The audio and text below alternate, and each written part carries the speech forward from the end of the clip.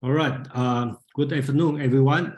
Today is May 6th, and our first section on May and as usual, Asian philosophies. And right now we are in the process in the journey of reading Zhuangzi's 7 inner section.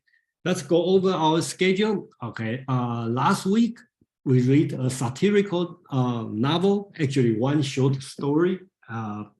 From the novel, it's a long book, okay, but we only read one short story, which is a criticized or satirical story to the Confucian society. And then the week before, we talk about Zhuangzi, the inner chapter, which is the happy excursion, okay. Zhuangzi had 7 chapters. In the inner, there are 33 chapters.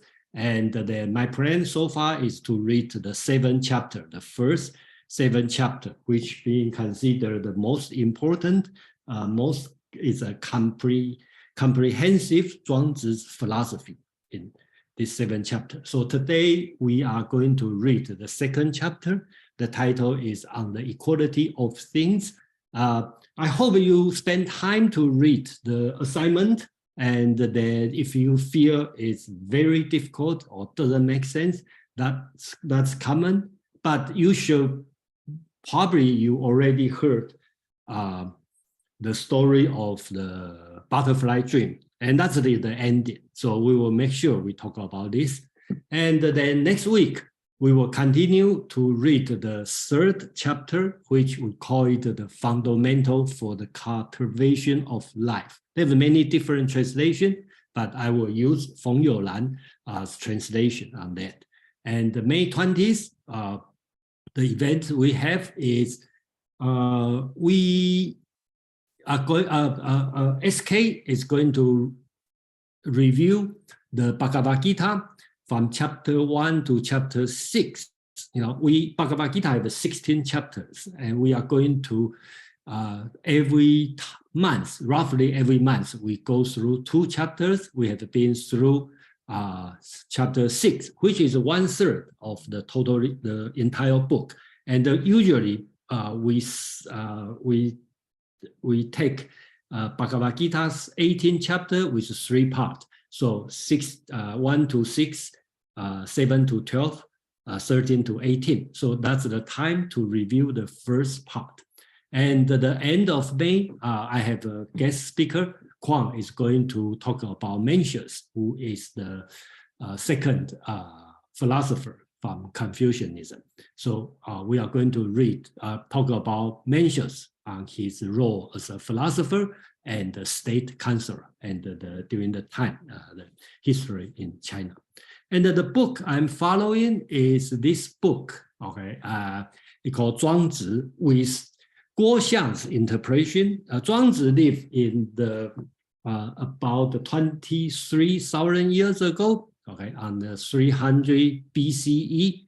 And then Guo Xiang is a great interpreter. He lived on the 3rd century in China. He make a lot of commentary on Zhuangzi. And Feng You Lan is the 20th century philosopher, and he was the student of Zhang Zi, and he studied with Zhang Zi in, I think, in Columbia or Chicago, and then back to China. And then he made the translation and for the Zhuangzi inner section with Guo Xiang's interpretation or Guo Xiang's commentary. So we are going to use this book, and you will see at least 3 voices: Zhuangzi's voice, and Guo Xiang's voice, and Feng You Lan's voice. And then, of course, I will have my own opinion. And then if you read it, or either before the meetup or during the session, if you have your thought, your question, then you are welcome to share. And then, so I will pause for a minute before we officially talk about the chapter 2. Is anything want to talk about before? If you read something, how do you think about this chapter, or you already know something about this chapter? Anything you want to share or you want to talk or want to ask?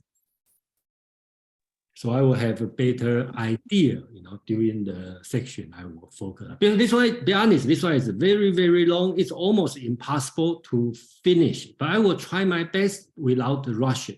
Okay, so if we don't finish, I will try to make a makeup or mix with next week section, because next week chapter 3 is much shorter. So so I would like to make sure we cover this section in the right way, in my opinion, because most of people cannot finish this one in one reading, because I've been trying to finish this reading since long time ago, 30 years ago. It's too long and too complicated. So eventually, because this meetup, I force myself to go through it, and I find out it's very beneficial, and I really like to share with everyone. Yeah. Question? No? Anybody read, find out it's difficult, or anyone have any thought on this?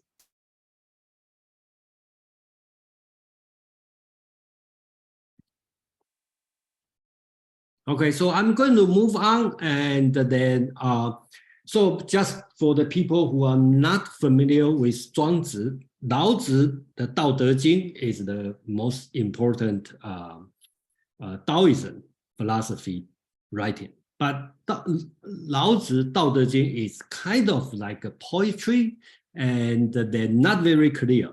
And Zhuangzi become much more clear. Okay, so in general, Zhuangzi have 33 chapters. That's the book we have. And then the inner chapter, between 1 to 7, usually we consider as written by Zhuangzi, the person.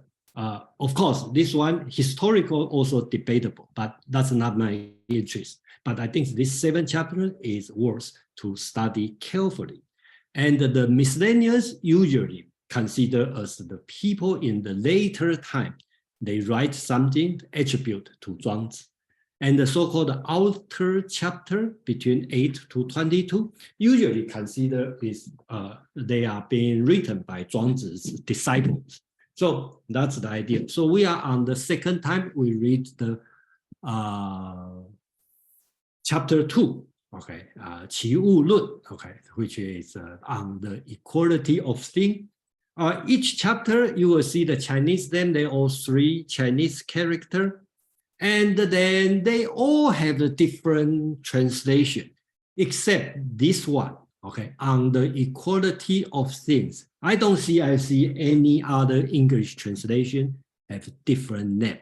So basically, it's pretty accurate translation, okay, but doesn't mean it necessarily reflect what Zhuangzi want to talk about in this book. So a few seconds about Zhuangzi Zhu, which is by the person Guo Xiang, who lived about, let's say, 500 years after Zhuangzi.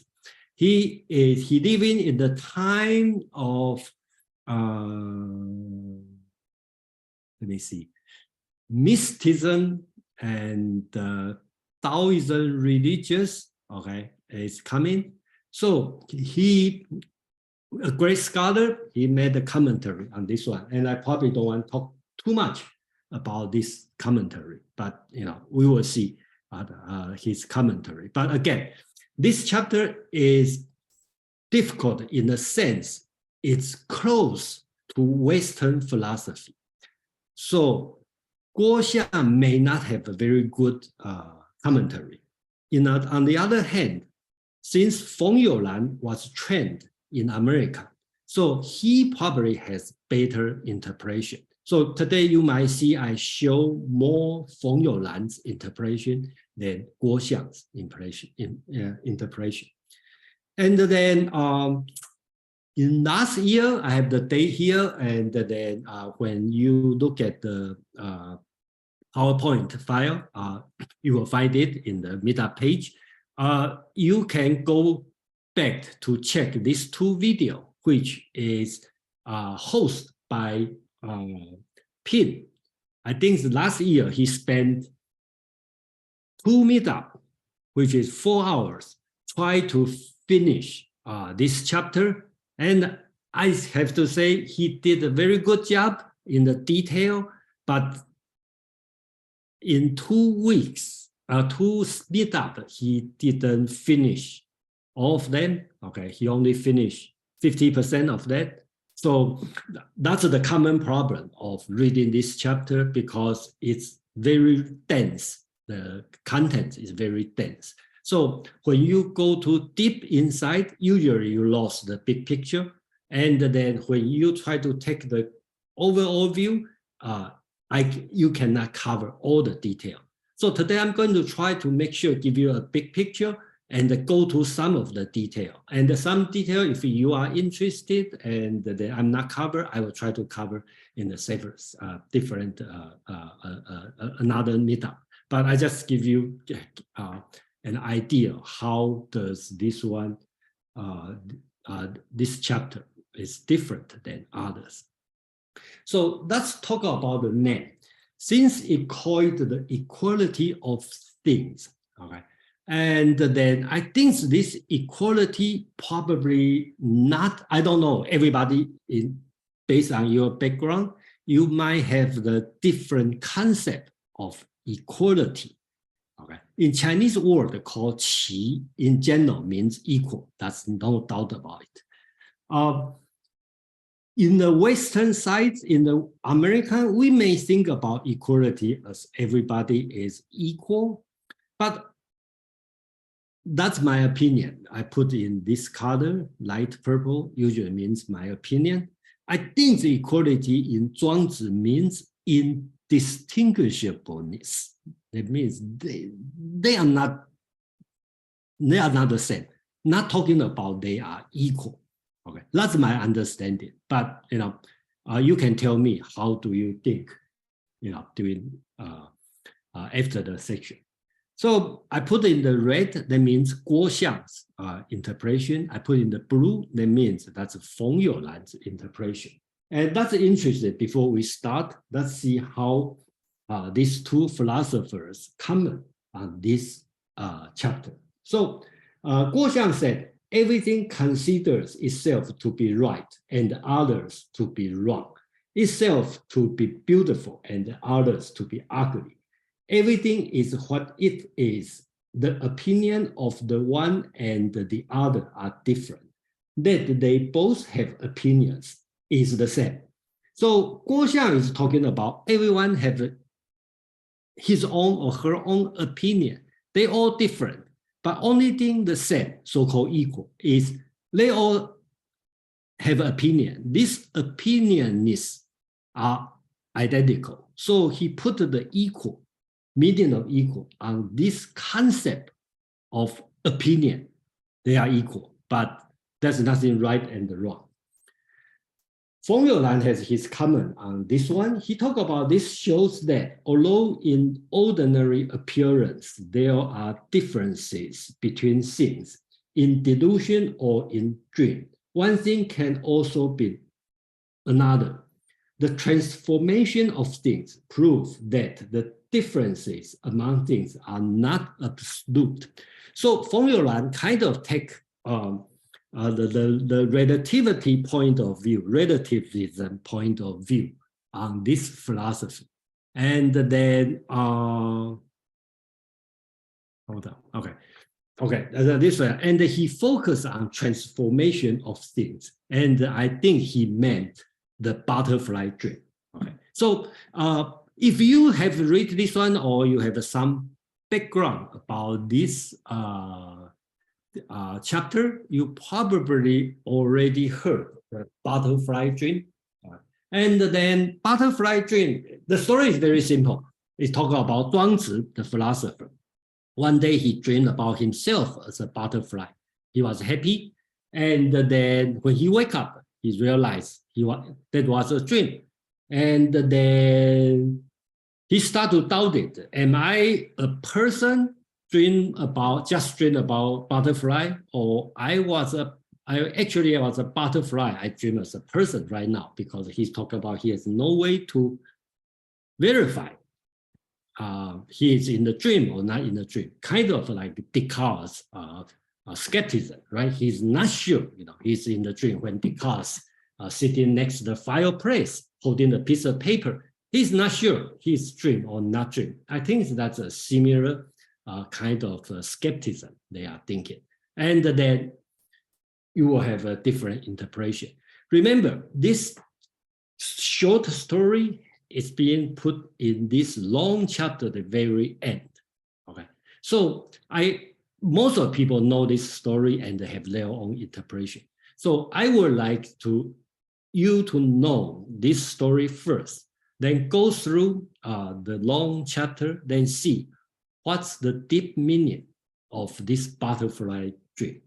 So for this reason, I asked ChatGPT, okay, I asked ChatGPT, what's the philosophical meaning of Zhuangzi's butterfly dream? Okay, so a pretty good answer, but nothing wrong, a good college paper. So basically, I just summarized three things. He talked about like, we cannot be sure our perception of the world are accurate. Yeah, okay. Second thing, the ChatGPT talk about this one is a critique of the concept of fixed and objective reality. So he talked about relativism, which is also correct. Number three, he talked about the story can be seen as a call to embrace the impermanence and uncertainty of existence, which is also a correct interpretation in my opinion, but I think the word impermanence is too much Buddhism thinking on this one. So that's ChatGPT's interpretation. And of course, it's a AI generated so-called pre-trained transmitter. So you can ask again and again, you will get a different answer. But I hope after today's section, you will have much deeper understanding of this chapter and what Zhuangzi want to talk about. So before I start to read the first line, and I would like to give you a big picture on this chapter. If you were here for last week, and we talk about chapter 1, the what do we call it? The happy excursion, or say happy wandering around. So I kind of consider chapter 1 is similar to Nietzsche's Zarathustra, talk about Uberman, okay, and he talk about Big Bird, talk about the ancient sage. Then they have a dialogue about the usefulness for the big one, for the small one, all this kind of conversation. And this chapter is different. Okay, it's not Zhuangzi is speaking. It's kind of like Plato's dialogue, but you have the 4 dialogue. So they have the first dialogue, okay, with a person called Nan Guo Ziqi, that's the Taoist teacher, and his disciple, Yan Chengzi, okay, that's his disciple, the dialogue. But actually, if you read Plato's dialogue, is the way, Socrates and somebody talk, and turn out with a long speech of Socrates. Okay, so same as this one, they just a few dialogue, they become a long dialogue. Second one, then when you finish, then Zhuangzi put the second dialogue, which is the person called Nie Que and Wang Ni. Okay, and I think based on the name, he talked about the person. The meaning of the name means toothless. Okay, so the guy without teeth, and a toddler kid have a conversation. You have seen the interlocutor level kind of drop down from the philosopher teachers to the toothless people and the toddler kid, or sometimes translated as the baby kid. Okay, they talk about something. This one is shorter. Then number 3, they start another dialogue, and the two person. Okay, usually people treat as 2 person. One is 巨阙子, one is so-called the 常无子. Okay, so it sounds very religious Taoist priest name. Okay, but actually, if you look at the meaning of name, actually, Zhuangzi talking about a magpie, a bird, is talking to the twig. So actually, it's an animal talk, okay? But they talk about Confucius, they talk about dreaming, talk about awakening, philosophical talk between the birds and the twig. Okay? And then the fourth dialogue, a very short dialogue, talk about a shadow and penumbra. Okay? I think penumbra means the second shadow, the shadow's shadow, their dialogue. Okay, they want to talk about this word. Is this word deterministic or free? Okay, I think that's they want to talk. And then bring up the butterfly dream. So that's the whole structure of this chapter.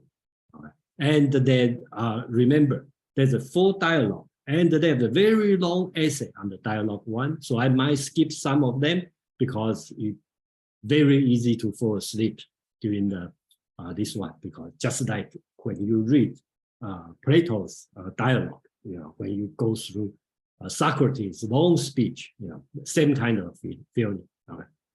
So that's the way we are going to do. And the key I want everyone to put in mind is the butterfly dream. It end lead to the butterfly dream, and compare to what you will learn after read this full dialogue, then talk about butterfly dream. What's the difference between this kind of experience or if you just read the butterfly dream? I believe there's a big difference. Yeah. So question, comment, discussion. I will pause for 1 minute if you have a question, comment.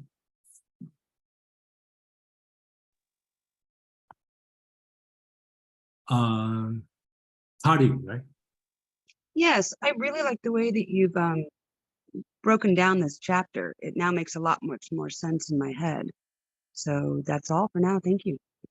Oh yeah, that's great. Okay, thank you. You say that because I feel I just like I say, I try to read this chapter. It's very difficult, and then when I prepare this section, I try to make sense on this one, and I find out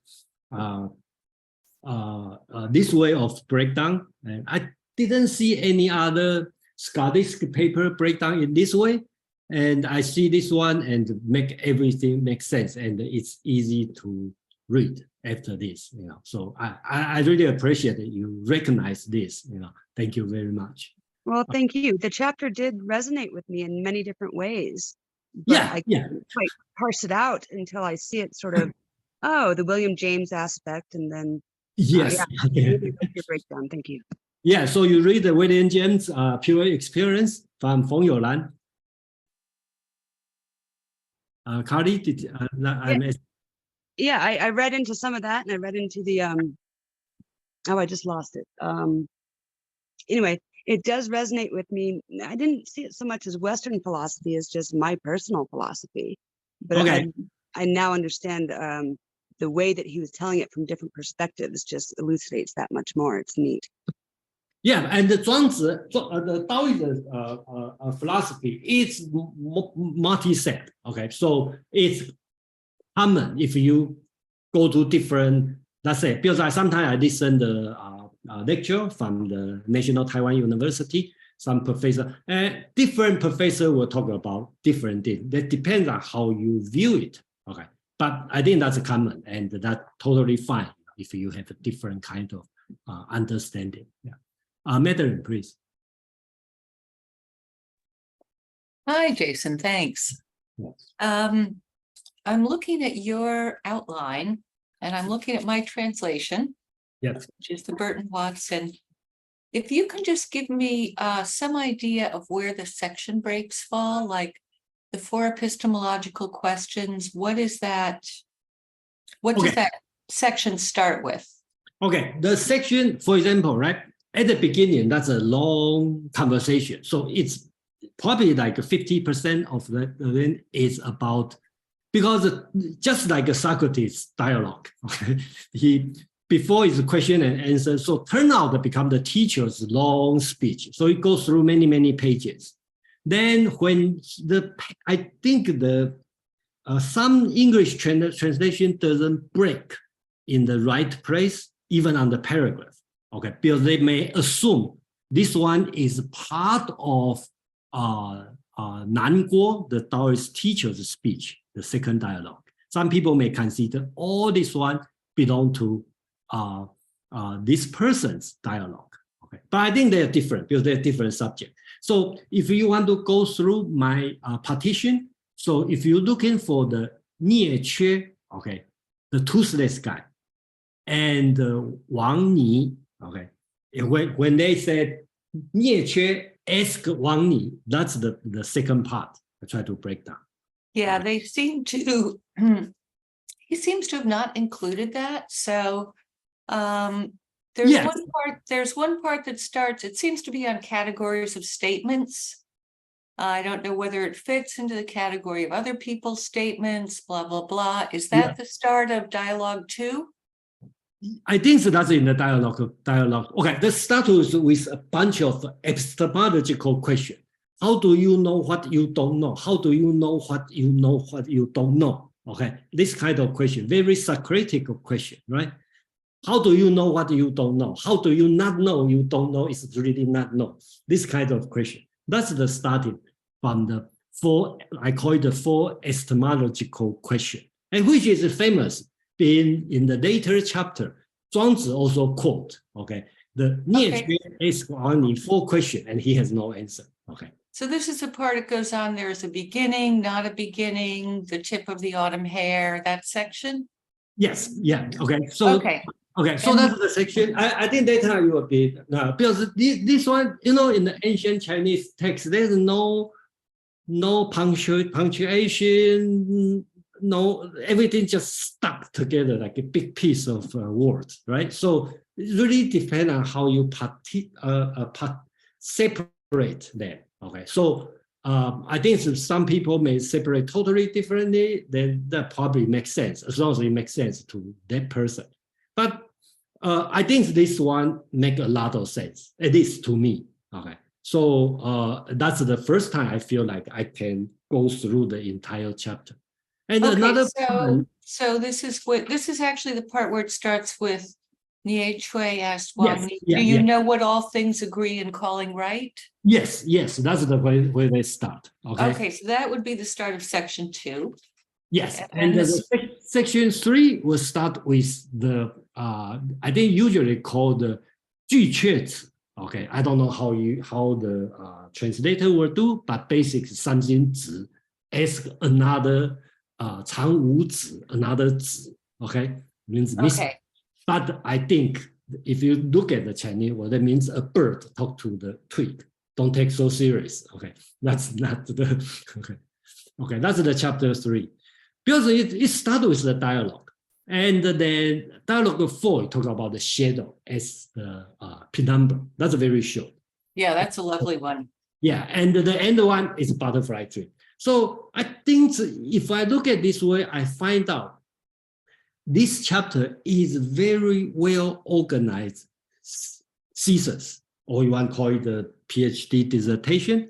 It's worth to carefully study, but it's difficult, just like Socratic dialogue. You can find a paragraph and carefully study, but when you do that, you lost the whole picture.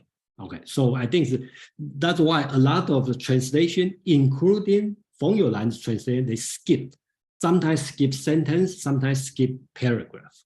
Okay, because sometimes too many details distract you. Okay, but unfortunately, sometimes the translators think this one is distracted, but in my opinion, it could be very important. But if miss it, then you lost the whole picture. So that's the challenge on this one. Okay, so you may see different way to read it, but at that moment, I find out that makes sense. I'm happy. I say, great, that makes sense on this one. Ali, please. Hi, good evening. I could be completely off but I'm looking at the form of some of the dicta on page 13 of the book. So I'm looking at the form versus the content. I'm not analyzing the content, but just the form in terms of the way it's written. So at the middle part of page 13, it says the logicians said there's an absolute distinction between right and wrong. The Taoists said there's no such absolute distinction. The one school emphasized the distinctions or the differences between things. The other school stressed non-distinctions or the sameness. Hence, the two schools were always in dispute with one another, with each other. And I think with like, I could be wrong, but I'm looking at this from like the logicians to be more like of Western philosophy because they use maybe more reason, logic. Perhaps they use, some borrow maybe from Greek philosophy or vice versa. And then I'm looking at the Taoist philosophy to be more non-Western, if you will. I don't know. I just was thinking if there's any anything to back up my kind of train of thought. You know what I mean? I will save I'm glad that you asked this question, okay, but I think it's not very difficult to answer at this moment about Western and this one. Okay, specifically on the logic side, I have to say, Western, when you talk about Western, we should talk about before Aristotle. Okay, I don't know you familiar. You how do you think? Because Aristotle's writing is much clearer. Okay, they have the logic on that, and Plato has no logic. They try to talk about logic, but it's not really logic because Aristotle is not there. So they don't have the tool of logic. Same as this Chinese or most of the Chinese texts, they don't have the Aristotelian syllogism, this kind of concept. So you will find out sometimes they are lengthy, they are not clear. But I agree with you about it. Have the Western feeling on that because the subject matter. Talk about language, talk about dialect, talk about true or not true. Okay, in this sense, it's more close to the Western philosophy. That's my point of view. But you will see more in after we go through the dialogue. Okay, thank you. You're welcome. Any other comment, question before we go to there? That's great. We see a lot of people are very serious on this text, and then that's worth to spend time to discuss. And relatively today, we don't have like big group, very big group. Sometimes we go with 20 something, 30. Then I kind of control on the dance of opinion. But today, seems we are fine, in the situation. So welcome to ask question and then share what you thought. I'm happy if you tell me you don't see the same way as I'm thinking, and then that will be very beneficial to me. Okay, so I'm going to the first dialogue. Okay, just be careful. This one is long, so I will have a few stop for question and comment on the first part. And then, so how does this one start, right? It starts from, let me read the text, right? Nan Guo Ziqi, okay, who is the Taoist teacher, sit leaning on a table. I put the text here, but based on the Chinese text, I think he's talking about he lying, sitting under the table. Okay, so, but most of people consider it's leaning on the table doing meditation. I think that's too much. Later Buddhism, Taoism, religious Taoism thinking. So they probably assume, the Taoist teacher is sitting, leaning on the table doing meditation. And I don't see this way, but that's fine. So I think he died sitting under the table because his weird behavior.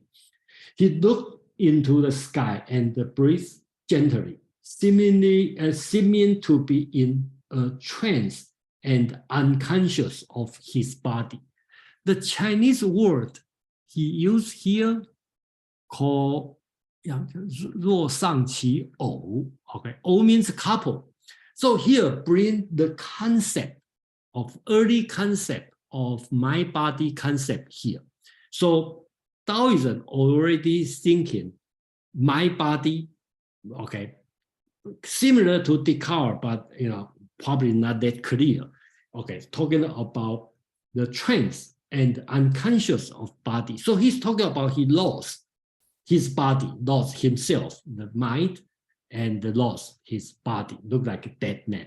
Okay, so the student, okay, Yan Cheng Ziyu, okay, that's the student who was in attendance on him, said, "What is this?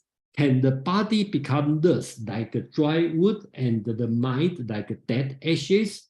The man leaning on the table is not he who was here before." So the student noticed the teacher is different.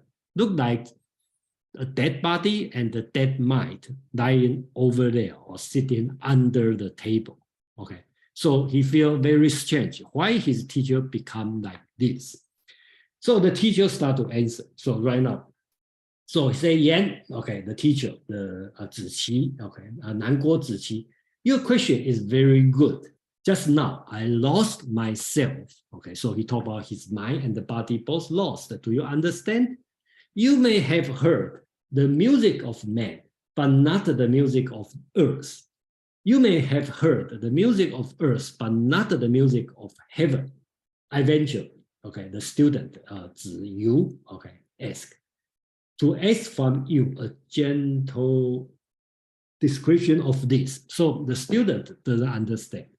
So here, the Chinese word called lai, okay, and in general, we translate as music, but it's not really a music. It's a sound, noise, music, speech. That's all means lai. That's the meaning of this word. So at the opening, it said just like all Socratic dialogue, it set up a very strange set on that. And then I think we need to pay attention on the setting, okay? Because a teacher behaves different. He's alive but look like dead, okay? But he talking about life, which is music, okay? Music, sound, noise, okay? Verb, word. So the entire chapter he want to talk about, that's one way of the interpretation. The whole thing he want to talk about is language. So to answer Ali's question, why do I think this one is very close to Western philosophy? Because the subject, language, okay, logic, direction, okay, and right and wrong, what is opinion? How do we know something we know? Okay, this kind of subject has started to bring up in this chapter. Okay, so that's why I think the beginning is important. So we have a Madeline and a Iya. Madeline, please. Let's see, so the translation that I have is using piping instead of music. Yeah. Which makes a lot of sense considering the gorgeous passage that follows, which is all about wind and air making sounds. That's right. Yeah, I agree with you. I think since I'm using this book, I don't like before, I always change the translation. Okay, but here, since I'm reading Feng You Lan's translation, and unless I totally disagree, I put the purple words here. Usually I try not to change too much. Oh, I like your translations better than his, frankly. Okay. Anyway, thank you for saying that. And but anyway, I think piping next I would say honor the original word. That's that means, if you look at the Chinese word, that means something pass and then they have some noise, some sound come out. That's what that means. Okay. So when we speak, right? Why later on they have the birds? Okay. because he's talking about, does your words have any different than birds sound? Any different? It's just like the air goes through your tube and come out. So in a way, that's a meaning of this pipe. Yang, please. Hello. I just want to comment about the theme of music. It was Okay. also present in Western philosophy, I guess, 2 centuries before Zhuangzi. Because Pythagoras had it. He had the Musica Universalis, or the music of the spheres, right? And then like the 7 planets, the 7 notes, which kind of echoes the 8 notes that you have after this chunk, the 8 sus and the j, the 8 js. So I don't know if that's connected, but yeah, I just thought of that randomly. Yeah, thank you for sharing this one, the Pythagorean, the music theory. But I think they are starting on the music, but probably go to opposite direction. Okay, and I think in Plato, that's the assume, because I assume Plato is one of is a Pythagoreanism. Okay, Pythagorean. Okay, so he want to make it clear, distinct. And the Zhuangzi go to the other direction. He probably want to say that not much difference. Okay, so I think that's the separate between 2 schools of philosophy. Okay, so after this, right? Then I skipped some part, and unfortunately, that's a Mandarin so-called the beautiful part about the song. Okay, so if you read as literature, and that's important, but I kind of skip this part, and the basis I jump through to the let me see, that's this one. Okay, so Ziyu, the student, okay, said the music of Earth. Of course, he talked about the music. The music of Earth consists of sounds produced by various apertures. So that means the wind blow, anything, birds, anything, right? And music of man is the sound produced by pipe and the flute. Okay, I venture to ask, what's the music of heaven? So here's come with the tricky question, right? He knows, okay, the music of man is whatever we create. Music of the earth is whatever you hear, right? The wind blowing, the rock rolling, all this kind of nature sound. And he doesn't know what's the music of heaven. So here, worth to note it here is the meaning of heaven is first, is not Western sense of Christian, heavenly, godly, this kind of meaning. But I think it's also different than Confucius' idea of heaven. In Confucius' idea of heaven is something above, outside this world, looking down our world. And in Taoist heaven is more on our universe, the totality of everything.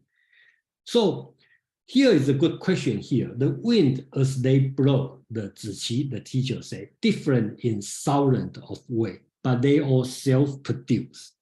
Why should there be any other agents to excite them? He didn't answer the question, all right? He just talked about the sound are self-produced. He didn't answer the question, what's the music of heaven? But that's my interpretation. I think he's talking about this. The music of heaven, since the heaven is the totality of everything. So the music of heaven is the totality of all music, of all sounds. Okay, so we are here. That's why we cannot answer, we cannot hear.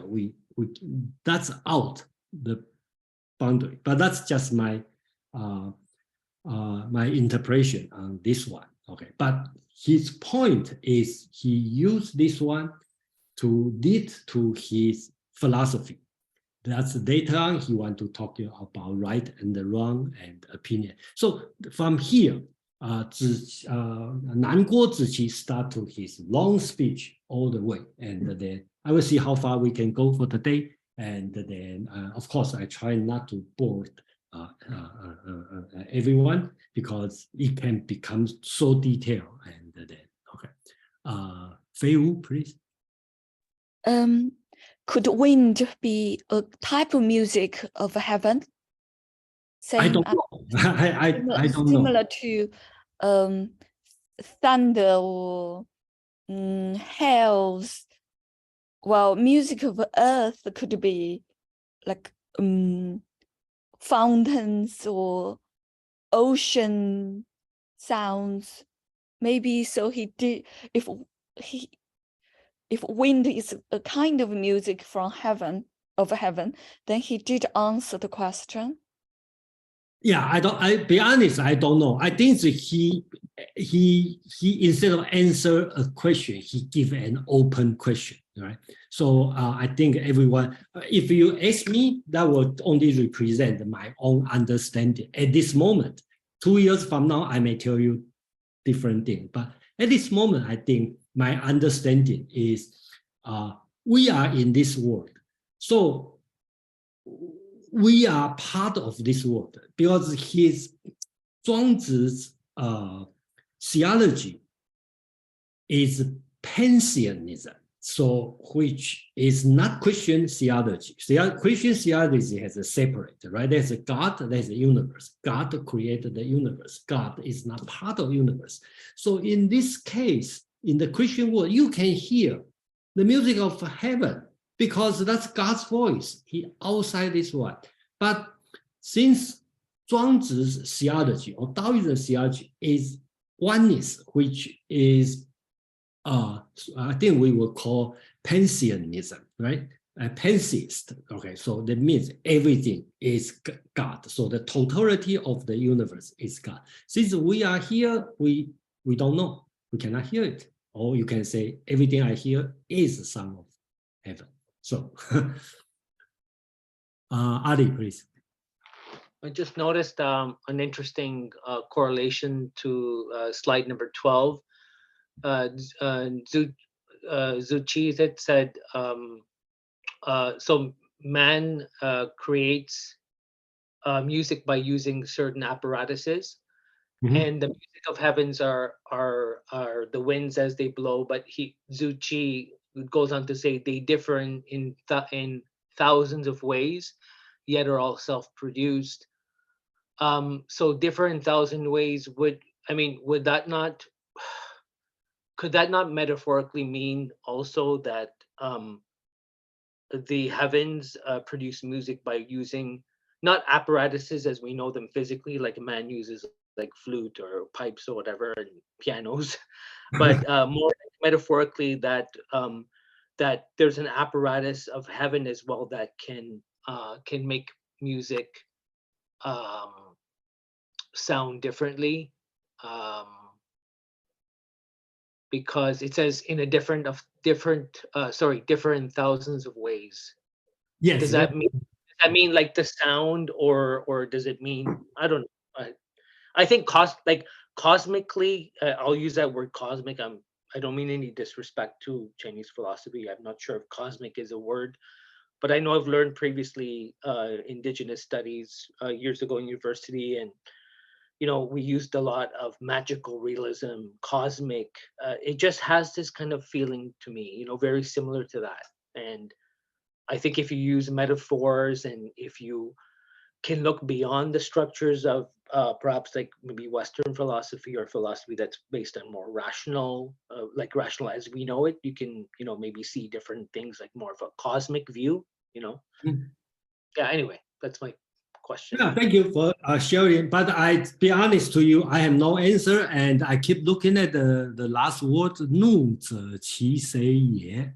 Actually, it's hard to understand. He talking about, actually, he instead of answer the question, he kind of ask another question. He has a, who blow it? Okay, who produces? It's all self-produced. That's his answer. But I think his point is not to stuck here. He just used this one as an opening statement. okay, for the rest of his dissertation, okay, we'll call it thesis, okay. So he want to talk about first, remember the scene. He looked like he's dead, but he's not dead because it's also hint. Later on, he's going to talk about the life and the death, this kind of issue. He talked about music, asked the question about music, and he didn't answer the question about music or song. He want to talk about is the language. And the language is important, okay? Well, you can say language is not important because not different than the bird sounds, but it could be important because all our living, our intelligent epistemology, everything rely on our language. So that's why he is talking about this one and not really answer it. And he want to bring you to the subject. And here I skipped some of them, but I want to go jump to directly. He talked about from the music, he talked about the speech, okay? And the speech share your opinion. So if men are to be guided by opinion, okay, who will not have such a guide? So here he has long speech talking about opinion. So everyone can have opinion, and opinion based on another opinion, and opinion based on another opinion. So what's the base on that? Where you starting from? Okay. So he drew a conclusion, and here I highlighted: speech is not merely blowing of wind. It is intended to say something, but what it is intended to say is not absolutely established. So here he started to talk about the language is different than the regular sound, because when you speak something, you have some intention. And the intention, what's the foundation of this intention? So Feng You Lan has the comment here. He said, this shows that all distinction of right and wrong are due to opinion. What is affirmed by one may be denied by the other, right? So here, he tried to talk about is everyone have opinion, okay? And we don't know who is right, who is wrong. Only thing we can agree is everyone have opinion. And this opinion probably baseless, right? And then he moved forward, talk about the language. From the language, start to talk about Tao, okay? And then each school, all school, talk about Tao. So he started to ask a lot of questions. Okay, is there really such a thing as speech? Is there really no such a thing as speech? Someone considers speech as different from the chirping of young birds, but is there any distinction between them, or is there no distinction? So he talked about people speak have a different intention, and so it's different than the bird's song. But since what you spoke is just opinion, which is baseless, then back to the question, is that any difference than the song of birds or the chirping of young birds? How is Tao obscure that there should be a distinction between true and false? How is speech obscure that there should be a distinction between right and wrong? So here, I think the language is not very clear, but basics he is talking about. Based on Tao, you have the true and the false, and based on the speech, you have the right and the wrong. But are they true truth and true false? Are they true right or true wrong? Okay. So Feng You Lan have the comment here. He talked about, I will read to the last part, any word can be predicate of anything. Every word is appropriate anywhere. Okay. So that's Feng You Lan's comment on this part. Madeline, please. Okay, so now I'm seeing the connection between this and the passage with all the different openings and the wind Okay. passing through. So it really would depend then, people might be one type of opening and the birds might be another type of opening. And the chi, or the, I guess maybe even the li, I forget what it was called. near the- No, that okay. The birds and then the nieche, the toothless guy, and the baby king, Wang Ni. They probably translate as Wang Ni. Right? Right, so the chi is passing through the openings of people, it's passing through the openings that we call birds. And so it's coming out in different ways. Yeah. And so the distinction between them is, okay, thanks. So now I see the connection between this and that other passage.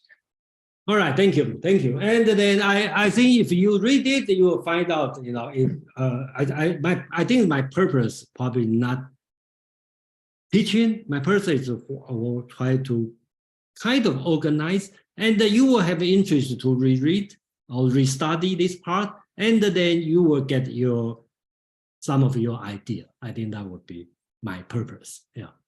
Fred, please.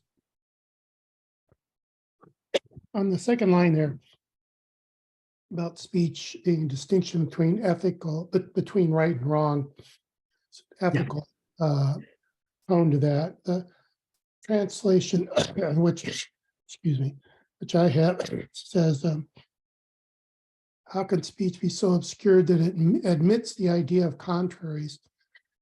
From your expert opinion, Jason, do you think that Chinese has a more general sense or a more specific sense, a specific application to right and wrong ethically, as opposed to a general sense of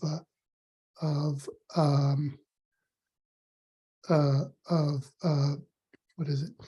The idea of contraries. Okay, so first I have to make it clear, and then usually if I don't see that the one Chinese thinking about one way. Okay, to me, this world is bunch of individuals. Okay, so it's hard to answer your question. Does Chinese think this way? I don't know, because there's no average Chinese represent, just like people ask you, how does American think about Trump? Yeah.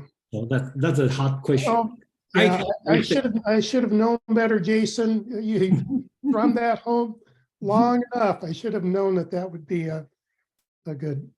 Yeah, but anyway, that's a legitimate question. Okay, because I can say here he tried to say that's not clear. There's no clear sense of right and wrong, which implied other school insist they have the clear definition of right and wrong. And we will face this one later, because I say this thesis is so deep, is on the surface, it's talking about language, but on the different level, it's talking about the metaphysical, talking about externality. And the purpose could be political, because during that time, the Moism, Confucianism, school of names, all popular, okay, during the time. And their purpose is resolve the political problem, because during that time is the warring state in China.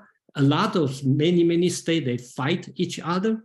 People see there's another war, look like our world is in trouble, and how to resolve this problem. They come to different school. So in a way, Zhuangzi is response to the political world, respond to Confucianism, to respond to the Moism. This school, they all very insist on what's right, what's wrong, okay?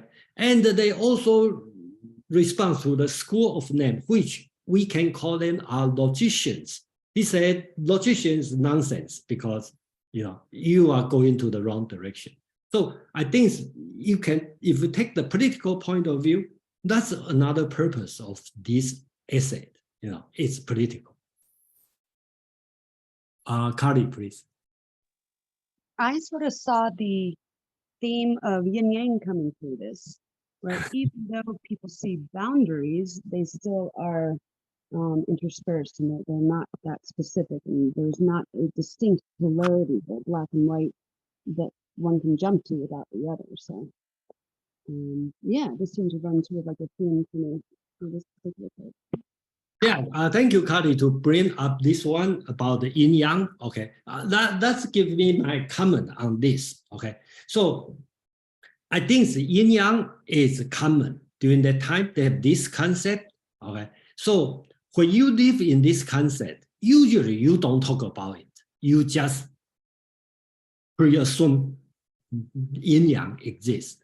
So that's why, in a way, I can answer. No, that's nothing about yin yang because he doesn't care. But just like fish live in the water, everything he talk to you, he will not talk about. When I was in the water, I do this. Because of the water, I do this. Right? He just states the fish. Right? But we are outside, we will notice. Oh, you are in the water. That's why you say so. But fish itself will not say, because I'm in the water, because the water is flowing. That's why you don't do that. Just like birds is flying. It doesn't know the air is helping him. The birds fly.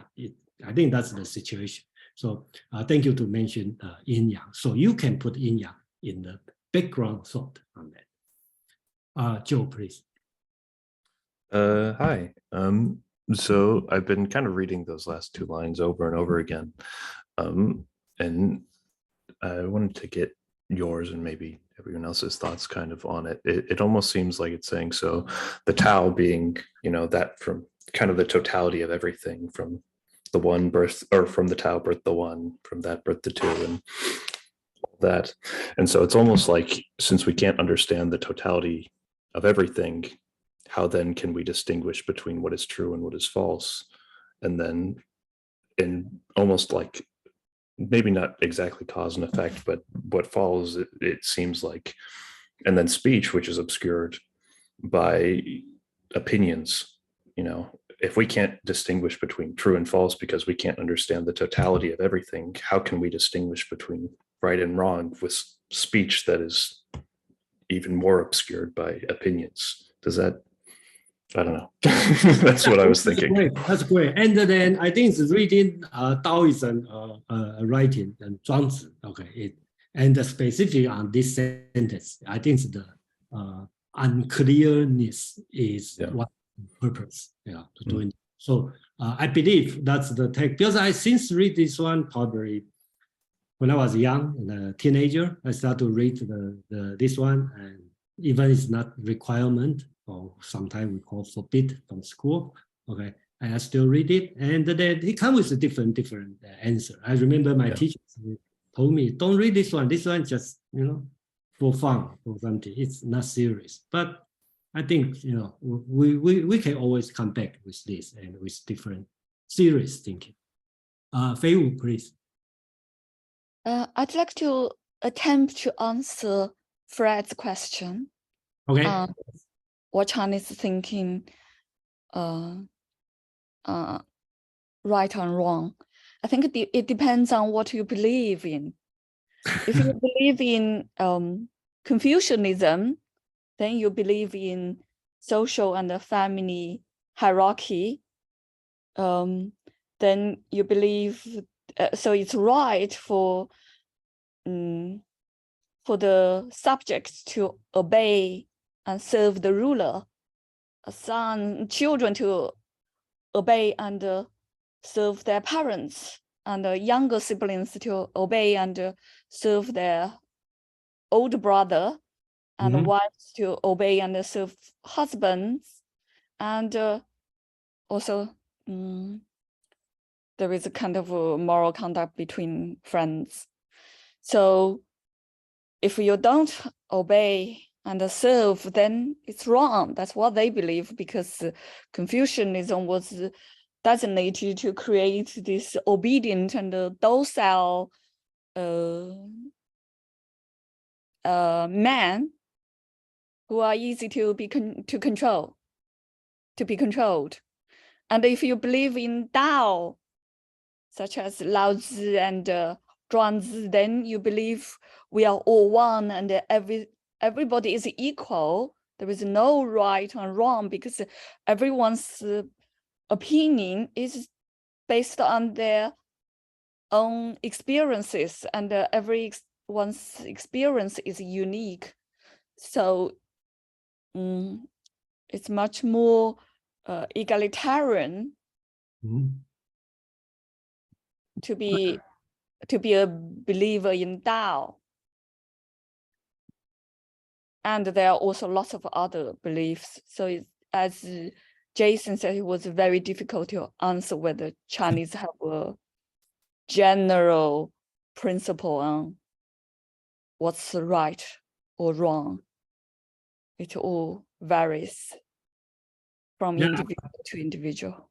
Thank you. Thank you, Fei Wu. And then I think Zhuangzi later on had to probably respond on probably similar to your response. He talked about Confucianism because that's the way I read it. You know, when this text is written, okay, they have the Confucian philosophy in the background.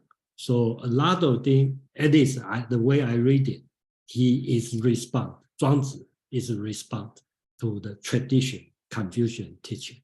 Okay, and remember, when we call Confucianism, it's not founded by Confucius, the person. Okay, the so-called in Chinese word, Chinese doesn't call it 孔子学 or something like this. Confucianism. Chinese call the Confucians as 儒家, the school of Ru. And the Ru, this word has long tradition before Confucius, at least a couple 100 years, 500 years before Confucius. So, so Zhuangzi had this kind of concept of course, he knows Confucius, who is Confucius, but he has a bigger job is to respond to the Confucius teaching. So let me move on to the second part. Okay, well, no, the next part. Okay, we're still in the same dialogue, this long dialogue. Okay, he continued. Okay, talking about reason. That's the translation from Feng You Lan. Okay, I think he probably put too much Western thought on that. Okay, look at the Chinese word 明. Okay, that's 日月. That means sun and the moon means very bright. So I would prefer translate these words as enlightenment. But if you want to insist enlightenment is reason, that's the age of reason. That's why we call enlightenment. Now, I have no argument against this, but I would prefer a word to call enlightenment. One of the reasons is the reason this word is too westernized and easy being confused because Kant has his reason is different than Hegel's when Hegel talked about reason. So that's my opinion. But anyway, let me just use Feng You Lan's translation. So the important here is he talked about Tao. Remember, still the Taoism teacher is talking. Okay, in my opinion, some people will say that's Zhuangzi talking because that's separate essay. But I think this one is belong to the Guo Xiang's speech because he started from music. He started by playing death and then talking about music. Answer the question of the music of heaven. He talked about speech and then he talked about opinion, talking about right and the wrong, talking about Tao, which is true and false. Then here he want to talk about reason or how do we know. Okay, so or we want to call it enlightenment. So he called Tao is obscured by partiality. So that means true and false. All right, it got obscured. Speech is obscured by eloquence. That's the right and the wrong. So if you remember in Plato's dialogue, right, there's a Protagoras, no, not Protagoras, Gorgias. And you see Demos, right? You see Demas, right? They all talking about the speech. You are so good, sophistry. Okay, so you are good at speech. You can switch from the right and the wrong. So here, Zhuangzi is talking about. So the result is affirmation and the denial of Confucianism and Moism. So he started to respond to what they were talking about, right? They start to talk about Confucianism and Moism. So here he talked about Confucianism say this one is right, Moism say this is wrong. So both are reasonable, right? So what does it mean? That means there's no such thing as right and wrong. So you should take this one as during that time, the popular school is Confucianism and Moism. Okay, that's the two schools. They are totally opposite, but they are moral teaching. They all right, but they all say each other is wrong. Okay. So this one he proved. Okay, there's nothing right and wrong because Confucius and the Moism both are great people, great philosopher, but they are totally opposite. So right and wrong cannot be opposite. Right and wrong must be opposite, but you cannot have the two right thing opposite. So in this sense, he will say, there's no such thing as right and wrong. Yeah, please. Just a side comment on the word Ming, the Chinese word shown here. So it actually means brightness, literally, right, Jason? Yes. Yes.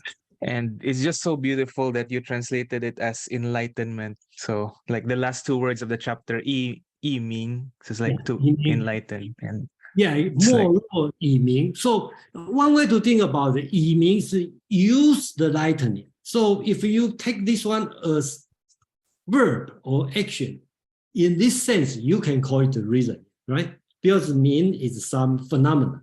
So the way to become this phenomenon, which is reason. In this way, Feng You Lan also do it the right thing. So,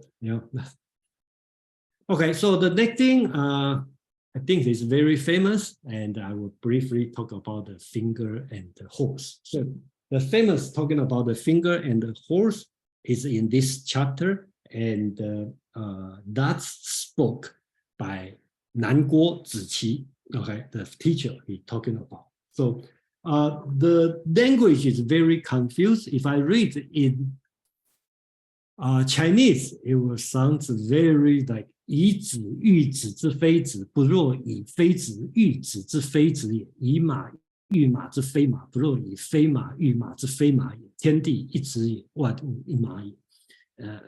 I'm not sure, how many people really can understand this word, but I can say, in generally speaking, I think I'm going to, because I read some article, and I think that's written by the Western philosopher talking about the school of names. Okay, I think they do it very well, good job, because you need to understand the school of names in Western foundation. Otherwise, it's very difficult to understand just in the area of Chinese philosophy. So here, talk about whenever we talk about finger, because the finger means this, right? And Chinese called 子, which also the same meaning as essence. Okay, so when people talk about 子, finger, right? Usually, because the finger you can point to things. So it could mean particular, it could mean things, could be means essence. Okay, it could also mean subject. If you take as a subject and the predicate. Okay, so that's the subject. Say this is a cup. So you point to this one, that's the subject. So he's talking about in this world, everything you can use your finger to point. So in the entire thing, you can say this. You don't need the word, you just point, this. If you remember, if you read Wittgenstein's talking about the philosophical investigation, right? He talked about this, right? You can point, okay, this, you can use point, right? And then except your finger, you can use this finger to point to my finger. That's what he tried to talk about. He talked about the horse, and in the Taoism or Chinese, ancient Chinese tradition, when you talk about horse, you refer to famous argument that the white horse is not horse. I talked about years ago, and then I will repeat. I have another section talk about this one. Basics, there's sophist, you want to call it sophist or dialection. Okay, he talk about why horse is not horse. Okay, so when philosopher talk about horse, okay, usually means the name. Okay, so he talk about everything you can name it. So the opposite than the point and the name. So basic, instead of talking about subject, when you talk about horse, he talk about the predicate. Finger, we talk about the particular, and the horse, we talk about the universal, right? And then instead of essence, which is finger, and the horse just a name. So basically here, he is arguing against the school of name because they spend time to, or you want to call the logicians. Okay, this school is very similar to the Western philosophy. If you read the scholastic philosophy, they all spend a lot of time to argue what's particular, what's universal, what's realism, what's nominalism, all this kind of, today we may say nonsense argument, but that's their argument. And the school of name is doing this job. So Zhuangzi just reject them. It's everything you can point, okay, with your finger. Everything you can just name it. You can name this pen and call pen, okay? You can name this cup called cup. You can make a name called something, then these two together. So you can randomly group things together and give a name. You can randomly separate it and give a name. So that's Zhuangzi try to talk about. So here, Zhuangzi is rejecting, I think this part is important in the Nanguo Ziqi, the teacher's teaching. He go to the political side. He is rejecting Confucianism, Moism, and the school of name. These three are all popular during that time, and they all have their own political purpose. So let me give a brief introduction of these three schools. Okay, so you can see here, Confucianism, okay, is talking about xiao, which means filial piety, how to treat your parent. Right? Talking about ren, the humanism, benevolence, treat your countrymen. Okay, so Moism, okay, Moism is another school run by Modi. Okay, that's another school. Today is not popular, but during that time it's popular. Okay, they all try to resolve the problem in the warring state because they all imagine in the ancient time, people live in the peaceful life, and how come today there's so many wars between? So they try to resolve the problem. So Moism talking about is universal love. It's more like Christians apage, right? So you love, so unbiased love. So they attack each other. Okay, Moism said, you should love your countrymen, you should love your neighbor, okay, just more like a Christian kind of love. And the Confucians say, no, if you love my neighbor's father, the same as my father, that's just like animal, okay? So the love has a degree change, okay? So they are different. Confucius, if you're familiar with Confucius teaching, talking about the ritual. So when your parent died, you have 3 years of mourning. Moism just opposite. Here's an essay called "The Simplicity in Funeral." Moism think funeral is totally waste money, it's nonsense, you know. So only for the rich man can afford. Okay, most of people cannot afford. So he reject this. Confucius focus on music, poetry, this ancient teaching, because that's part of the ceremony, and they will cultivate human moral. If you listen to the good music, you will become a good person. That's a Confucius belief. And then Moism has something called condemnation of music. Waste time is more utilitarian. It's totally no use. That's a use man's business. That's a rich man's a job. That's no use on that. So about ghost, Confucius famously said there's stay away from the ghost. He doesn't say there's no ghost, no spirit. He doesn't want to talk about this because that's the other world. He told you need to understand this world. Okay, don't think about other worlds. If you don't understand this world, how can you understand the other world? But Moism had a different thinking. They think they have the writing called knowing the ghost. So to Moism, ghost is important because ghost play the role of reward and the punishment. So they all have a moral purpose. They all have their political purpose. They all want people to be good. They want this world to be peaceful. But look at their theory. They all opposite.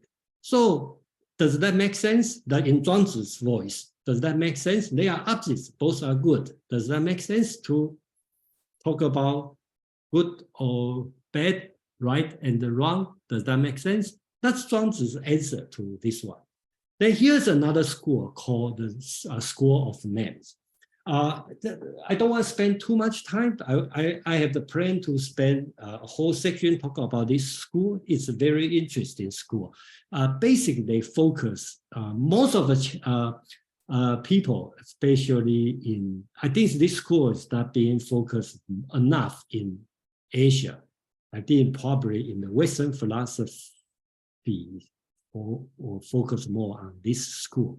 Because the two key things they are talking about, one is dialectic, okay, or you want to call it the sophistry. And then another thing is classification, how to distinguish things. Confucians see them as sophistry because you just talk. White horse is not horse. Come on, everybody know white horse is a horse, but you try to argue this, you just want to mess up this word. But I think, okay, which agree with some of a lot of scholar, modern scholar, kind of think School of Name, the political purpose is they try to support Confucianism because Confucians have a good teach about the rectification of names. Okay, because as a father, you need to act like a father. As a son, should be like a son. As a prince, you should be like a prince. As a minister, you should be like a minister. So the name is important. And then School of Name use logic to distinguish all these names. He think that since name is important, so that's make it clear. I think that's their purpose. And the Zhuangzi's rejection on the School of Name basics, just like on the previous chapter we talked about the finger and the horse. Basically, he said, everything you can name something, everything you can point something, then, you know, in the entire world, you can use one finger to point. It's not the point. It's not important. You know, let's go to other things. So that's the part on this speech. Yeah. So I will stop for 1 minute if you have a question or any comment on this one.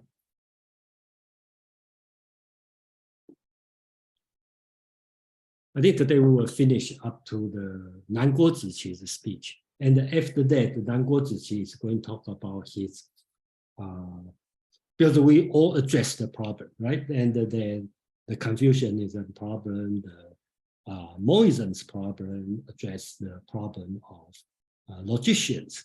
And he will propose his own idea, okay, which I call it oneness. Okay. We have a hands up. Carly, you have a hands up? Or? No, I think I got distracted by thinking about Stoicism and the roles. Where one role designates that, and that name may designate what their role and their activity is only within that section. Yeah, is that in this sense, it's similar, right? okay? Okay. So let's move on to the Zhuangzi or the Nan Guo Ziqi want to talk about. He reject all this one. He want to talk about is so-called oneness. So here I want to highlight this word, 道通为一. So I think it's in the Lao Tzu, okay, 道德经 also talk about one. Everything is one. There's no separate. So I think it's in Western philosophy called simple, right? It's not composite, it's simple.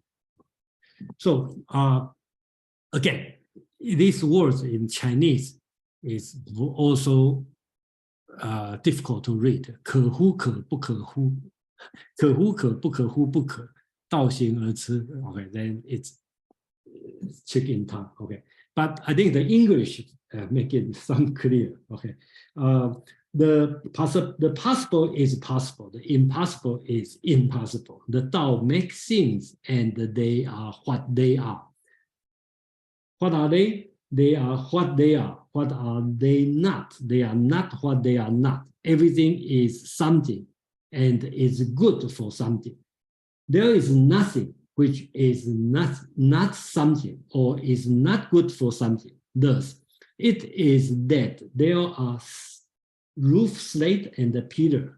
And I think roof, slate, the basic, he's talking about the beam and the column, ugliness and the beautiful, the particular and the extraordinary. That's the original Chinese used different name of ghost.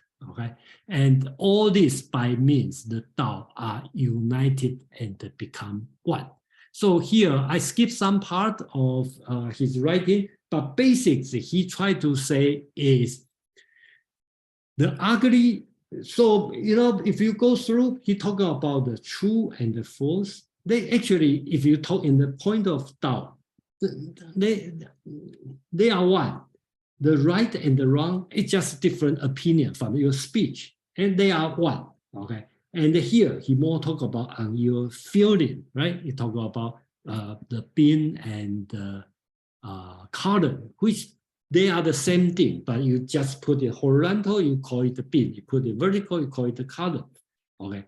And the ugliness, right? He used the two-person Li and the Xi Si, that's the famous people in the Chinese tradition, the ugly girl and the beautiful girl. Okay, so they are the same. They're all women. Okay, then so the beautiful or not beautiful basics depend on how you judge and the point of view you take. So that's the Zhuangzi theory, and then that would be the Nanguo Ziqi's speech on that. So Nanguo Ziqi, then the rest I'm going to talk about Nanguo Ziqi. Remember, in my categorization, this one still in Nanguo Ziqi's speech. And just like all the Socratic dialogue, they all end with some story. So to the end, Nanguo Ziqi put 3 stories on that, 3 short stories. Some translator, interpreter will consider that's a separate story, but I think these 3 are the same story, okay, in the same person's speech. So I will go through the 3 stories. If you have any comment before I talk about 3 stories. Okay. First one. This one is a famous story, okay? So 3 in the morning, 4 in the evening. So the story is, of course, is simple, okay? So you talk about a keeper of monkeys, once ordered concerning the monkey's ration of acorn, that each monkey was to have 3 in the morning and 4 at night. But at this, the monkeys were very angry, okay? The monkey can talk in the Zhuangzi's word, the animal can talk. So the keeper said that they might have 4 in the morning, but 3 at the evening. With this arrangement, all monkeys were well pleased, and the actual number of acorns remained the same, but there was a difference as to monkey. Okay, so the story is simple. The monkey keeper gives the monkey 3 in the morning, 4 at the evening, and the monkey is not happy. And then the zookeeper just decides, okay, I give you 4 in the morning and 3 in the evening. The monkey is happy. So the total is still 7, but they have different. And today in Chinese, saying called 朝三暮四, okay, 3 in the morning, 4 in the evening, usually means you change your mind often, or you indeterminate, you cannot make your own decision. But that's not Zhuangzi want to talk about, because people, for 1,000 years, people start to have a different interpretation. And I think this one is very important, the comment on this. on the end, right? So what Zhuangzi said, so the keeper act accordingly, okay? Therefore, I think we will start from here, the sage, okay? The sage here, Zhuangzi used sage as a Taoism sage, not Confucian sage. So the sage harmonized the system of right and wrong, and the rest in evolution of nature. This is called two causes at once. In Chinese, it called 圣人何之以是非而修乎天君，是之谓两行 or 两行. Okay, I think these words have many interpretations, and eventually I find out Feng You Lan's translation is pretty good. He called this one 两行 means two lines. Okay, so I think here he means Zhuangzi means parallel. Okay, two line parallel. So Zhuangzi is talking about in the case, okay, Taoism and Confucian, they are opposite. Which one I have to go? I think here is the moral teaching here. He talk about the sage harmonize, okay, the system of right and wrong. Okay, so I put a note here is I don't want to get confused about the Confucianism talking about harmonize. It's not like put them together, no difference. I think they are just treat them the same. Okay, just like a two parallel line, you don't go either one. Okay, you just keep the two systems running at the same time. Okay, I think that's what Zhuangzi means. And the Feng You Lan also have a good interpretation here. I put in this text, right? Although the system of right and the wrong are but the human judgment have no validity from the point of view of nature. Yet the people do pass this invalid judgment is a fact. This fact is a natural phenomenon, just as anything else. So the sage said, rest in the revolution of nature. Just that, you want to say, just let the different opinion alone, and do not dispute or interfere with them. They do not abolish the sage. I talk about Taoism. They do not abolish the different opinion. They just transcend them. This is called following two courses at once. Okay, so you follow in two courses at the same time. One thing I have a little bit of opinion, suggestion to Feng You Lan, disagree with Feng You Lan is, I think he's more Confucian than me. Okay, so he used the word transcend the different opinion. I think, in my opinion, I think he means beyond. But in my opinion, is you should go in between. Okay, and between, not in the middle, is fuzzy, fuzzy route in between. Okay, so that's my opinion. But I respect Feng You Lan's translation. He talked about transcend that. I believe he means go beyond this. So that's the first story. Then let me go to the second story. Okay, so here, remember at the beginning, he talked about light, which is called piping, or you want to call sound, or call music. Here, that's the reason I believe all these stories belong to the Nangong Ziqi's speech, his long speech, ended with 3 stories. So here he talked about, I'm not going to read the text, but basically he's talking about 3 famous people during that time. One called Zhao Wen, he's a good lute player, which I think that in today we call pipa, kind of guitar in Chinese time, in Chinese version of guitar in the ancient time, lute. Zhao Wen is famous lute. And Shi Kuang is play the stick, okay, during the time. So he's a good drummer. And he talked about his good friend, Hui Zi, okay. He has a debate with Zhuangzi all the time through, okay. So Hui Zi is good in speech. So he talked about he lie on the tree, I don't know, Zhuang tree. My understanding, this one should call the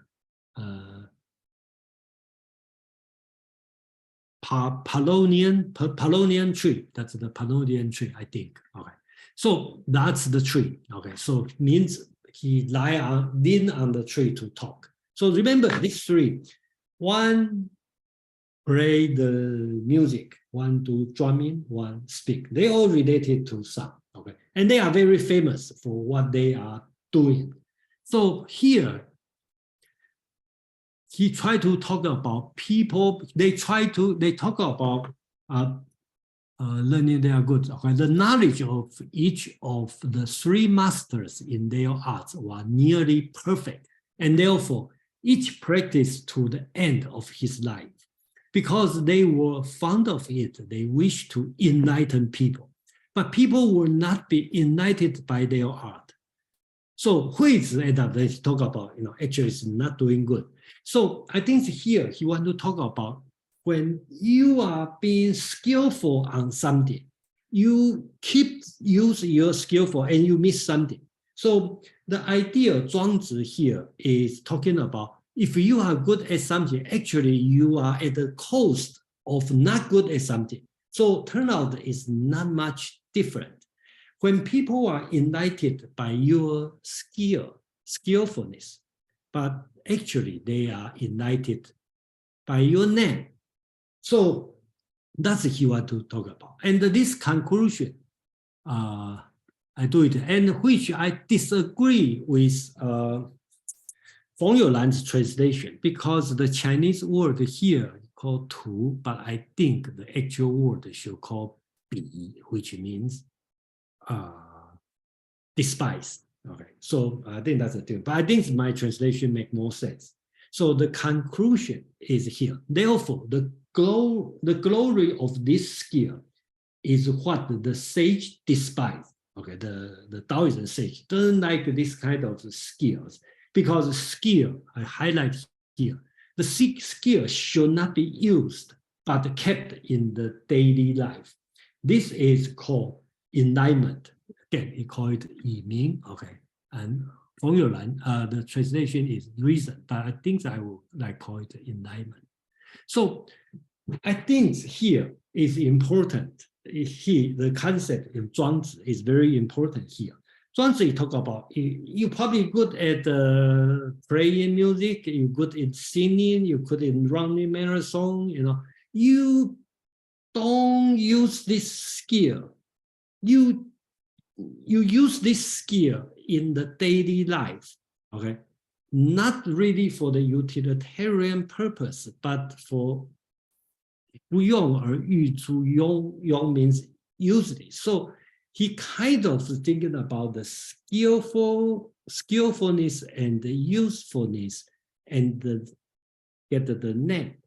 They all not important, and the real usefulness of your skillfulness is in the daily life. And then later on, Feng You Lan put some excellent comment. I think I will skip this part, and I probably will, when I come back to this section, probably in next month, I will put more detail on this part, which Feng You Lan comment, I think is excellent. Talk about Zhuangzi, this concept is same as, I think he take the epistemological point of view. He talked about Zhuangzi, this concept is the same as what William James talked about, pure experience. And then he quoted from the William James essay in Radical Empiricism. Okay, so I think roughly speaking, he's talking about traditionally we know things as from change the subject and the object. When we know subject, we cannot do subject. But when we talk about our experience, actually there's no difference about subject or object. All you want to talk about is no different from your sensation or from your rational. Okay, so that's the whole American pragmatism school. Pragmatism is talking about. So Feng You Lan, since he is a student of Zhuang Zi, so no surprise he mentioned about this. I think this short paragraph is excellent. And the Zhuangzi have another part which he talked about in Chinese called 宝光. Okay, so the translation called it the preservation of enlightenment.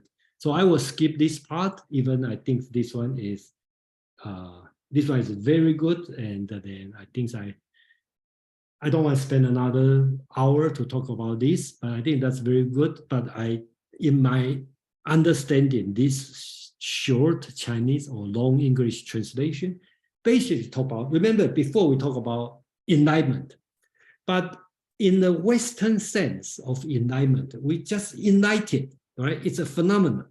But in Zhuangzi's idea, that's something more important. When you get enlightened, you should preserve the enlightenment. That's his point. When you understand things,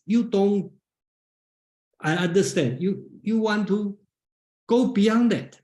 That's he's talking about. All right. So I will skip this part for now, and then we'll come back, and then let me finish today's section by the third story. And when we finish this story, that means we finish the first dialogue. And the next 3 dialogues is much shorter, and then I think we can do it next time. So let me finish this story, and then basics. Then he talked about the final story. He talked about ancient sage Yao and Sun, right? He talked about that the story is, I think for most people probably sounds very weird, but let me talk about the story. The Yao is the emperor of the entire China.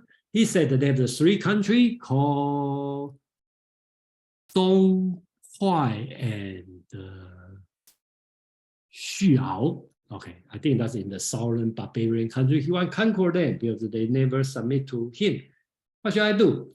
And then Sun, another sage king, tell him, the ruler of these 3 states are still living in primarily among the markwood and the brushwood.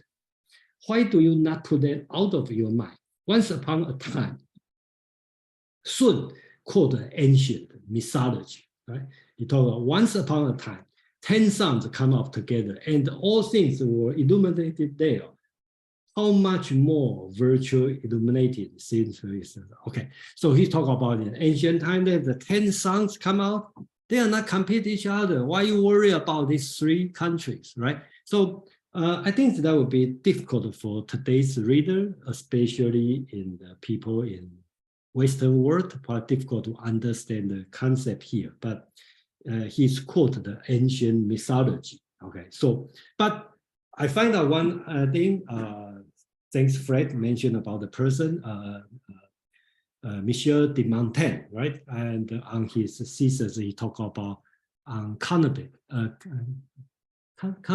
right? He talked about noble savage. So basically, if you forget about the story, it's just exactly like what Montaigne, Michel de Montaigne in the 18th century, French philosopher, talking about the noble savage, right? In the savage world, they look like they are barbarian, but they have their own virtue, they have their own moral standard, so similar to this thinking. So I will end with this text about the Guo Xiang's comment and the Feng You Lan's comment. Although the sun and the moon have no selfish preference in their illumination, yet there are still things beyond range. But in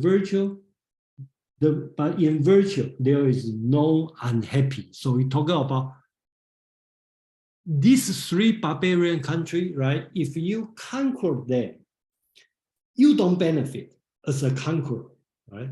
But they also don't benefit from your civilization because they don't enjoy your civilization.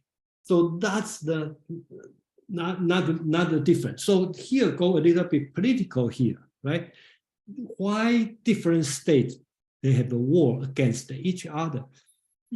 Everyone have your own standard. There's no such thing right and wrong, and even no such thing as a civilization and the barbarians, right? So that everyone enjoy its own nature and have its own satisfaction and leave everything leave them alone, each in its own proper sphere.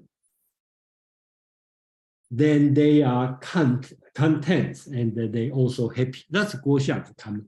And the Feng You Lan here, he talking about this shows the equality of civilization and barbarism, and there is a variety in the way of living, just as there is a variety of things. This difference are of equal value. So all the value are equal. They don't mixing in they don't remove the difference. They still keep the difference, but they view things at the same value. So we finish the first part, and then I probably will leave. Next week we will do it as scheduled, talking about chapter 3. All right, and then I will come back to finish this one, chapter 2, on this one, because chapter 3 also is very short. Okay, so we can have more discussion on this one, and then I think I make the first part finish. It's about 50% of this chapter, and to be honest, this chapter is very long. It's very difficult, and I try my best and to introduce this one. And I hope you don't lose the entire picture of this chapter. Yeah. Let's have a few minutes discussion. If you have any comment, suggestion, or question, yeah, welcome.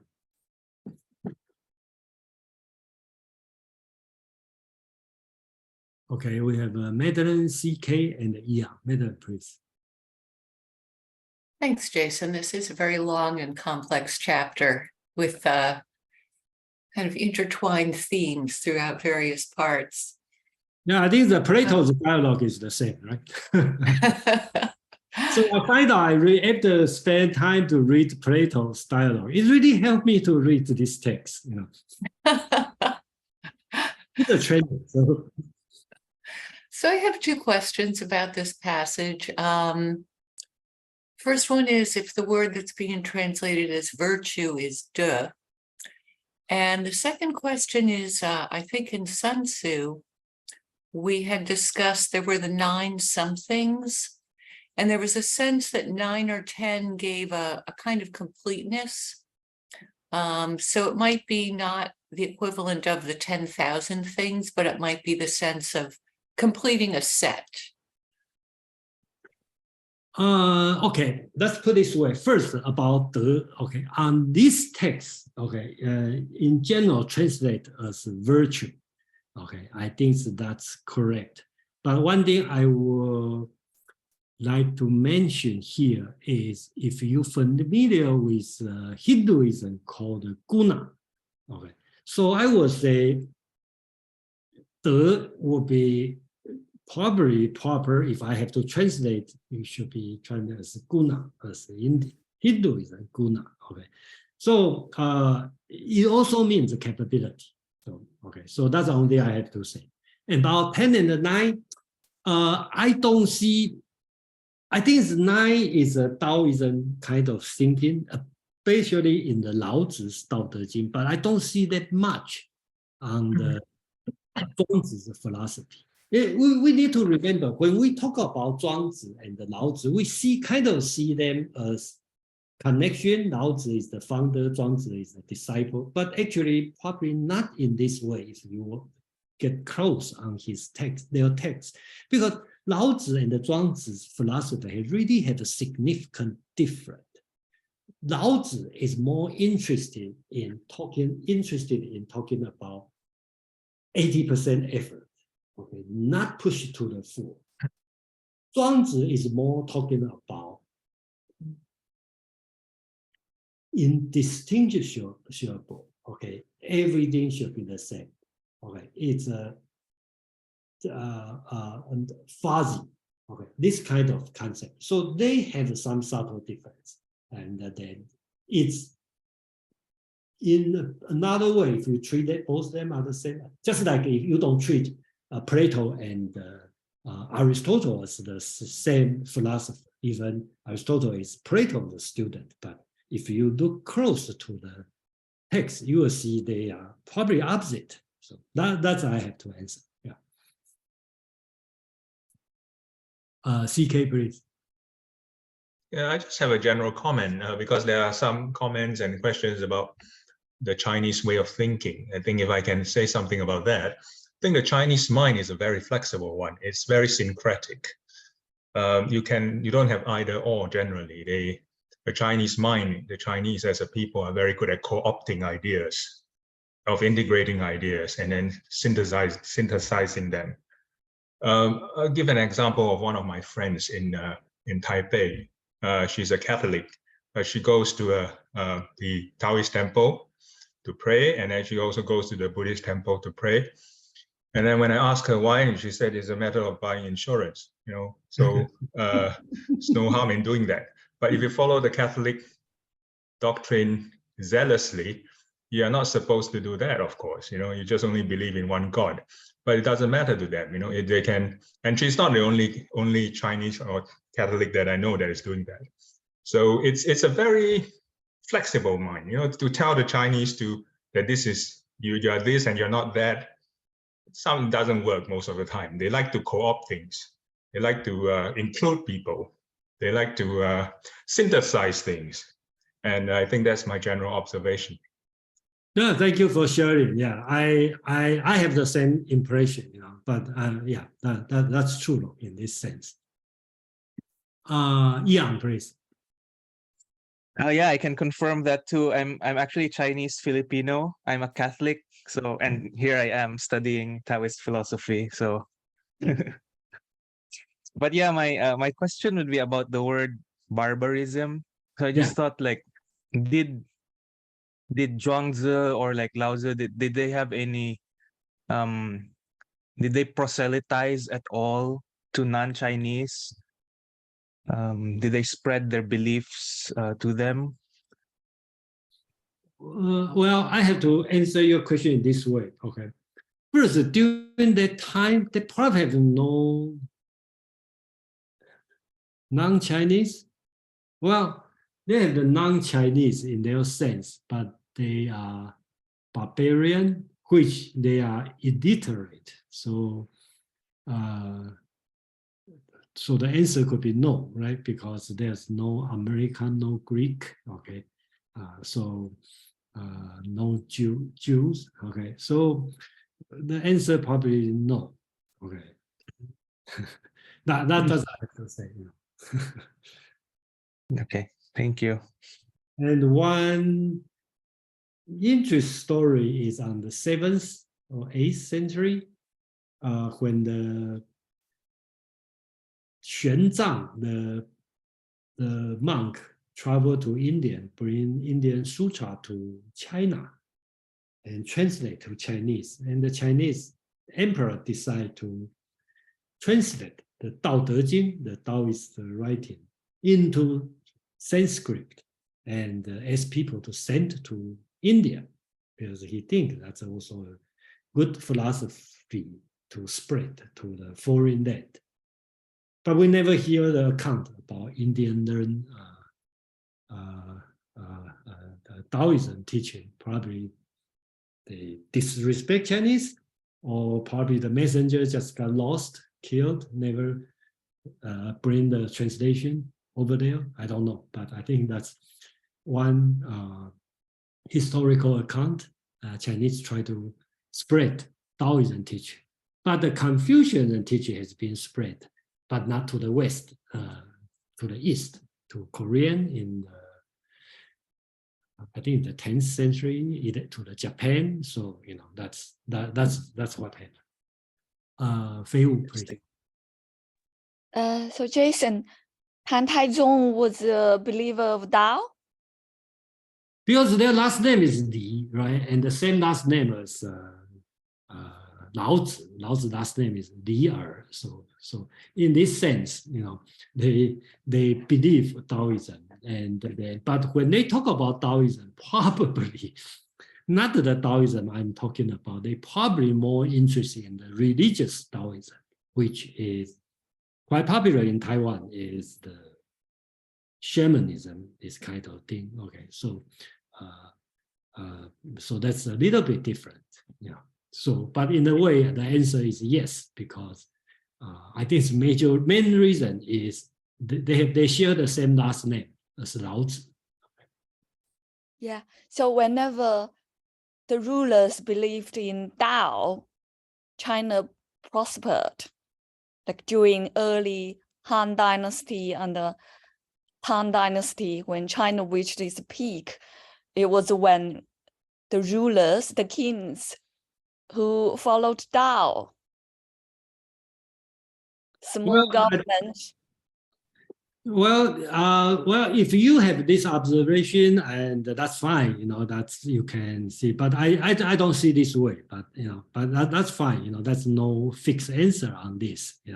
And because the Tao is always a very strange thing to discuss, and I think some people is in the group of doing the art of war, and Sun Tzu as a military guy, he also talk about Tao, right?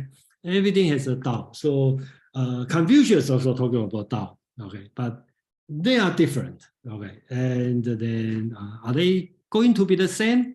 I don't know. Just learn from today's section, right? Everyone have their own opinion, and we really don't know who is right, who is wrong. What I meant was that they believed in smaller government, like the best governor governs the least. That kind of concepts that let people be. So the nation prospered and the people were relatively freer and happier and more creative. That's what I believe Zhuangzi is talking about. Yeah, that's what I believe. Okay.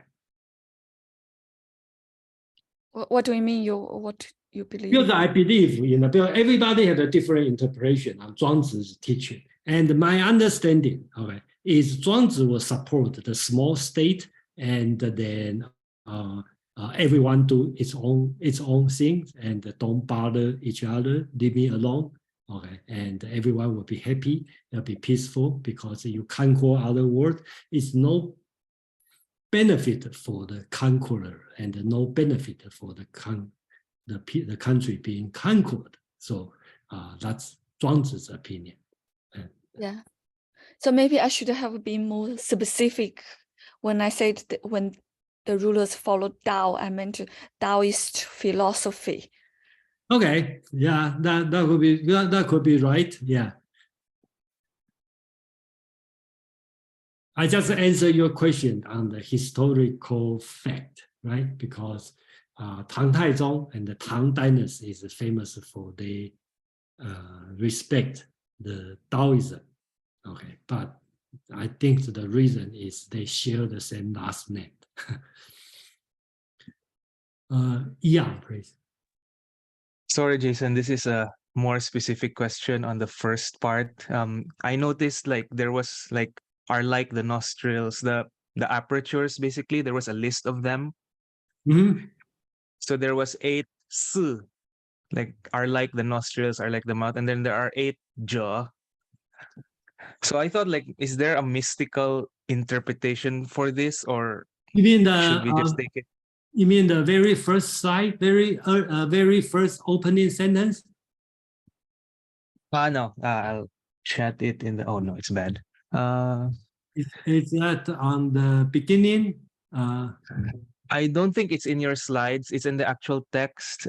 It starts with take the projecting bluff of a mountain forest in the great trees. Okay. Shan Lin Zhi Wei Jia, and then the rest is like, and then there was a list. When he explained the the music of earth, right? He did the different things, right? Yeah, is there a mystical, like a religious Taoist interpretation of this, or something deeper in the philosophical side? Okay, that comes with my personal preference. Okay, so which will be different than I will not say majority, but they have some people tend to explain everything in Taoism in the mysticism way. Okay, so to me, I don't do this. Okay, so if you've been in my section for a while, you probably know I don't interpret anything to, for example, take this word, they have the 8 different things, and then I try to line up with some mystical idea, some unknown, and then okay, yeah, I see your text here. Yeah. Let's talk about. So for the reason I skip this one, I see this one just rhetorical. Okay, because he want to. It's a literature writing, right? So you want to you talk about the different song, different. He just want to this, which is not even complete. He just want to be description. But some people take serious on this word and then will dig to the Taoism, religious Tao, mysticism. Okay, so right. In this text, okay, we call Zhuangzi 33 chapter. In another way, I assume you know some Chinese. The book I bought actually is not called Zhuangzi, it's called Nanhua Zhen Jing. Okay, that's the true sutra of southern China. Okay, so it's a Taoism text. Okay, they read it, they chant it, you know, they do it in a different way. Okay, but I didn't see this way. Okay, I see this one is a philosophical writing. It's a philosophy, and then they share with the Western philosophy in this way.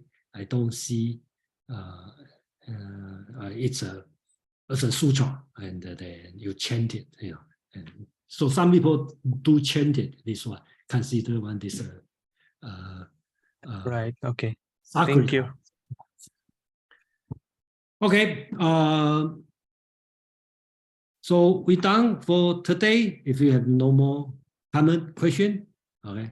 So okay, CK, you have a last comment. Just one very general comment about the Tang Dynasty. I don't think they became the country became strong or prosper because of the practicing of the Taoist philosophy. I don't think so, because they adopted what the centralization of government inherited from the Qin Dynasty through legalist methods, and they fine-tune it. So it's not really small government. The Tang has a lot of government officials. Some of them staffed by foreigners, including Japanese and Koreans, Ryukyu people, Mongols, Tatars. So they are a very effective government. They were a very effective government. It's not small government at all. Yeah, I agree with you. Yeah, but that's a historical thing. It's many things we can talk. Yeah, but anyway, thank you very much. And next week we will move on to chapter 3. Even this one we just halfway done, and then I will find time coming back for the part 2. And this one I will finish the rest of dialogue. So I think the next section could be more interesting, because I will just quickly review on the first part and go through the rest. And I'm sure we will have time. And if we have enough time, I will spend time to talk about the Feng You Lan, talking about the pure experience from William James. I think that part is very interesting. So thank you very much. And next week we'll talk about chapter 3. The famous scene is the cook Ding, right? The person, the butcher who cut the knife. And also the purpose, remember, it's not skillfulness, it's how to nurture your life. That's Zhuangzi's answer on this. So Fei Wu, please. When I was talking about small government, I meant relatively speaking. For example, the USA is a smaller government compared to the current Chinese government, who micromanage every aspect of their subjects' lives. Yeah. Because the US has a smaller government, probably one of the smallest in the world today. And as a result, the USA is the most powerful and the prosperous nation. Thank you. Yeah, thank you, everyone. And then I just want to remind everyone on the chapter 1, I'll talk about the happy excursion, the big birds, the small birds. And then here, we talk about the opinion, big and the small, it's relative. Yeah, so they all right. And then we will go so-called the 两行, okay, one course, okay, two course at once. Okay, so that's what I learned on Zhuangzi. Yeah, and great to have everyone here. It's a difficult section, and thank you. Most of the people stay awake, I assume. And then I see you next week. We talk about cooking. Thank you. Thank you, Jason. Thank you, Jason. You're My welcome. Thank you, Jason.